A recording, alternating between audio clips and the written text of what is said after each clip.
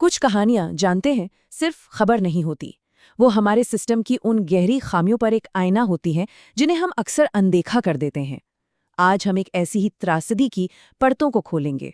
एक ऐसी कहानी जो हमें ये सोचने पर मजबूर कर देगी कि आखिर हम अपने नागरिकों की सुरक्षा को कितनी गंभीरता से लेते हैं। हर स्टैटिस्टिक के पीछे, हर आंकड़े के पीछे एक चेहरा होता है, एक कहानी होती है। और इस मामले में ये कहानी है कमल ध्यानी की। एक नौजवान जिसकी जिंदगी एक ऐसी लापरवाही ने छीन ली जिसे आसानी से रोका जा सकता था। जरा सोचिए इसके बारे में। 20 फुट, ये कोई छोटा मोटा गड्ढा नहीं था। ये एक मौत का कुआं था जो अंधेरे में किसी का भी इंतजार कर रहा था। और ये गड्ढा कहीं किसी सुनसान गली में नहीं था, नहीं, ये एक पब्लिक रोड के बीचों बीच था।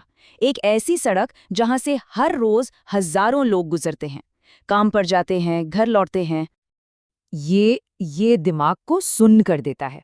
कोई बैरिकेड नहीं, कोई रोशनी नहीं, कोई चेतावनी का निशान तक नहीं, मतलब बस एक खुला हुआ गहरा गड्ढा। ये सुरक्षा नियमों की ऐसी अनदेखी है कि लगता है जैसे किसी ने जानबूझकर एक जाल बिछाया हो। चलिए अब इस त्रासदी को एक नाम, एक चेहरा देते हैं। कमल ध्यानी सिर्फ 25 साल के, एक प्राइवेट बैंक में असिस्टेंट मैनेजर थे, जिनके अपने सपने थे, एक भविष्य था।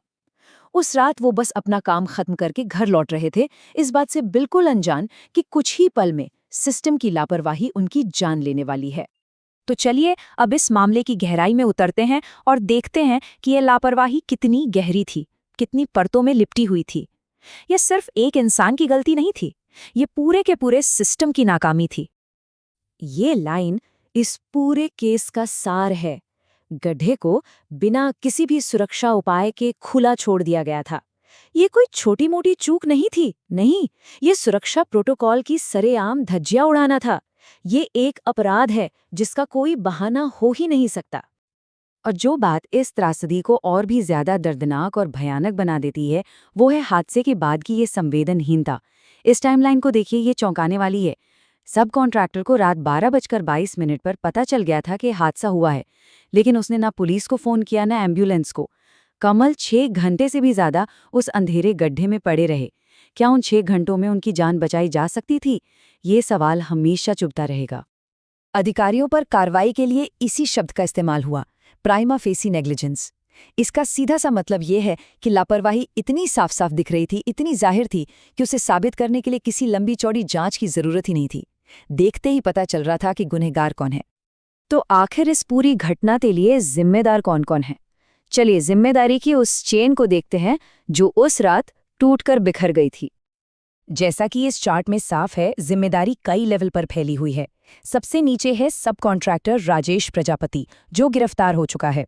और उसके ऊपर दिल्ली जल बोर्ड के 3 इंजीनियर, एग्जीक्यूटिव असिस्टेंट और जूनियर इंजीनियर, जिनकी निगरानी में ये काम हो रहा था, उन्हें सस्पेंड कर दिया गया है। यह हर लेवल पर एक फेलियर था। लेकिन कहानी सिर्फ इन लोगों पर खत्म नहीं होती। जो मुख्य कॉन्ट्रैक्टिंग कंपनी थी जिसे ये काम मिला था, वो भी अब जांच के दायरे में है। नियमों का पालन करवाना आखिरकार तो उन्हीं की जिम्मेदारी थी, जिसमें वो बुरी तरह नाकाम रहे। जब एक जान चली जाती है और जनता का गुस्सा फूटता है, तब जाकर हमारा सिस्टम नींद से जागता है। तो देखते हैं कि इस त्रासदी के बाद क्या क्या कदम उठाए गए। कार्रवाई की एक लिस्ट तैयार हुई, देखिए। गिरफ्तारी हुई, सस्पेंशन हुए, एक हाई लेवल जांच कमेटी बना दी गई, और भविष्य में ऐसा न हो इसके लिए सभी कंस्ट्रक्शन साइट्स के ऑडिट का आदेश भी दे दिया गया। ये सब जरूरी कदम हैं, लेकिन सवाल तो वही का वही है, क्या ये सब एक जान जाने के पहले नहीं हो सकता था? और हाँ, पीड़ित परिवार के लिए 10 लाख रुपए के मुआवजे का ऐलान भी हुआ। ये एक माली मदद जरूर है, लेकिन क्या दुनिया की कोई भी रकम एक जिंदगी की भरपाई कर सकती है? ये कहानी सिर्फ एक हादसे की नहीं है, या एक परिवार के दुख की नहीं है। ये हमारे समाज के, हमारे सिस्टम के, पब्लिक सेफ्टी के प्रति जो रवैया है, उस पर एक बहुत बड़ा सवालिया निशान है। हमें ये सोचना होगा, जब हमें जगाने के लिए किसी की जान जाने का इंतजार करना पड़ता है, तो हम अपनी सार्वजनिक सुरक्षा को लेकर सच में कितने गंभीर हैं? क्या हम हमेशा एक रिएक्टिव सोसाइटी बनकर ही रहेंगे, जो हादसा होने के बाद जागती है, या हम कभी प्रोएक्टिव भी बनेंगे?